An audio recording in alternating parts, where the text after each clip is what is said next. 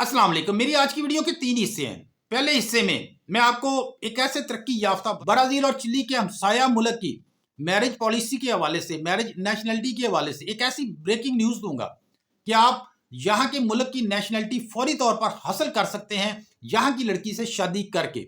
और जस्ट मैं सिर्फ मैरिज पॉलिसी नहीं बताऊंगा आपको, बल्कि मैरिज करने के एक नहीं दो नहीं बल्कि तीन तीन वे भी बताऊंगा कि आप पाकिस्तान में बैठे हुए या यूए, दुबई, सऊदीया में बैठे हुए और चाहे इस कंट्री के अंदर बैठे हुए आप किस तरह यहां मैरिज कर सकते हैं और उसके बाद फौरी नेशनलिटी हासिल कर सकते हैं। अभी वीडियो के दूसरे हिस्से में मैं जो तुलबा हैं या जो बेरोजगार नौजवान हैं उनसे मैं रिक्वेस्ट करूंगा कि मेरी वीडियो आपने लाजमी देखनी है।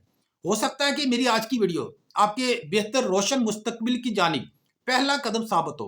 मैं अपनी वीडियो में कभी इस तरह की बात नहीं करता, इस तरह का कोई डायलॉग नहीं मारता, लेकिन ये है कि मेरे लिए ये इन्फॉर्मेशन बड़ी एक खुशगवार इन्फॉर्मेशन थी, बड़ी बल्कि शॉकिंग ब्रेकिंग न्यूज थी। और अपनी वीडियो के तीसरे हिस्से में इस कंट्री का मैं स्टैटिस्टिक्स आपके सामने रखूंगा। आपको अंदाजा होगा कि ये इतना तरक्की याफ्ता मुल्क है। और मेरी इंफॉर्मेशन से डिसएग्री करने से पहले मैं ये भी रिक्वेस्ट करूंगा कि आप जरा मेरी इंफॉर्मेशन को गूगल कर लें या कोई भी आपका रिलेटिव या कोई दोस्त वगैरह जो भी इस कंट्री का रहायशी है जिसका नाम मैं आगे चल के आपको बताऊंगा, उसको जरा कॉल करके इस सारी इंफॉर्मेशन की आपने तस्दीक लाजमी कर लेनी है मेरी इंफॉर्मेशन से, मेरे से डिसएग्री करने से पहले।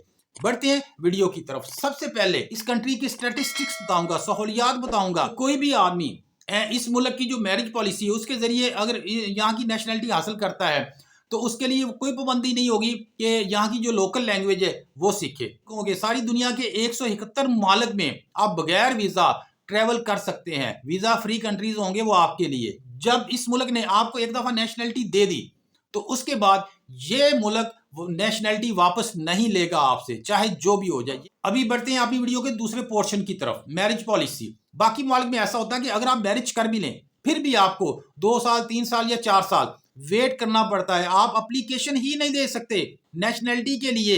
लेकिन इस मुल्क में ऐसा कोई लॉ नहीं, कोई कानून नहीं, बल्कि आप जो ही मैरिज करेंगे फौरी नेशनलिटी आपको मिल जाएगी। आप एप्लीकेशन सबमिट कर सकते हैं। अब आप ये सोच रहे होंगे कि हम मैरिज कैसे करें, ये हमारे लिए कैसे पॉसिबल है? हम तो पाकिस्तान में बैठे हैं, इंडिया में बैठे हैं, बांग्लादेश में, यूएई में या कहीं भी बैठे हैं, तो हम कैसे मैरिज करें? तो मेरे भाई इसके 3 तरीके मेरे सामने आए हैं कि आप ऑनलाइन प्लेटफॉर्म के जरिए इस कंट्री की जो फीमेल्स हैं, जो लड़कियां, उनको टारगेट करते हैं। इंडिया में खास तौर पर ऐसा होता है। खैर इस तरीके से आप अपनी मैरिज की बात चलाकर भी आप शादी कर सकते हैं। वो शादी चाहे रियल मैरिज हो या कोई पेपर मैरिज हो। इसके अलावा एक तरीका और भी होता है कि आप यहाँ जाकर भी इस कंट्री में, जिस कंट्री का मैं जिक्र कर रहा हूँ, जहाँ जाकर भी कुछ लोग होते हैं जो पर्सनली अपने बिहाफ पर इस तरह का काम करते हैं। जो तीसरा तरीका है, तीसरा तरीका क्या बल्कि वाकया है, एक पाकिस्तानी दुबई का रहायशी था। उस अब दुबई में तो सारी दुनिया से लोग आते हैं, लेकिन इस पाकिस्तानी भाई ने, इस नौजवान ने, जो इस कंट्री, जिस कंट्री का मैं जिक्र कर रहा हूँ, यहाँ से जो लोग आते थे मेल फीमेल, खास तौर पर उन लोगों को टारगेट करता था, उनसे रवाबत बढ़ाता था। इस आदमी ने, इस पाकिस्तानी नौजवान ने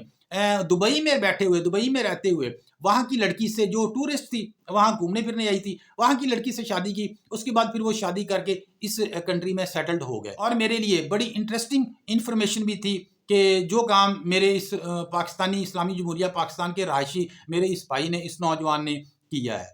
अब मेरी वीडियो का जो तीसरा पोर्शन है उसमें मैंने आपको बोला था कि मेरी आज की वीडियो जो तुलबा हैं, जो स्टूडेंट हैं, वो लाजमी देखें, या जो बेरोजगार नौजवान हैं वो लाजमी देखें। मेरे भाई बात सुने, अगर जो स्टूडेंट हैं या जो बेरोजगार नौजवान हैं, फर्ज करें इनको जॉब भी मिल जाए, इनको नेशनलिटी भी मिल जाए, इनकी वहाँ मैरिज भी हो जाए, ये तीनों काम हो जाए एक ही दफ़ा, तो कैसा लगे? मैं आपको बताता हूँ। आप स्टडी वीज़े के लिए अप्लाई करते हैं तो स्टडी वीज़े के जो कोर्सेज होते हैं वो 2 साल, 3 साल या 4 साल और कुछ साल के भी होते हैं।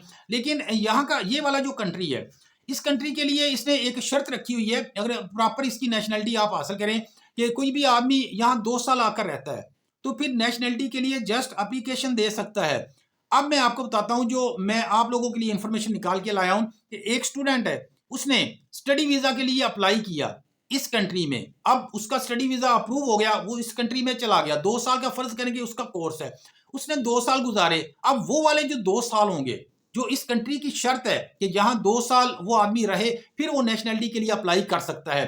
तो ये वाला जो स्टूडेंट होगा, इसने 2 साल में अपना जो स्टडी कोर्स था वो भी कंप्लीट कर लिया, लेकिन इसका जो 2 साल होंगे ये उस दौरानिए में, उस टाइम में ये लाजमी काउंट होंगे जो शर्त इस कंट्री की तरफ से आयद की जाती है 2 साल वाली, ये वाले 2 साल उधर भी काउंट होंगे। तो ये वाली सारी सहूलियात अर्जेंटीना की तरफ से थी। अर्जेंटीना ने अपनी पॉलिसी, जो मैरिज पॉलिसी है उसमें इतनी नरमी की, उसके बाद फिर ये सारी सहूलियात जो मैरिज पॉलिसी के जरिए इस कंट्री में आएगा उसको दी जाएगी।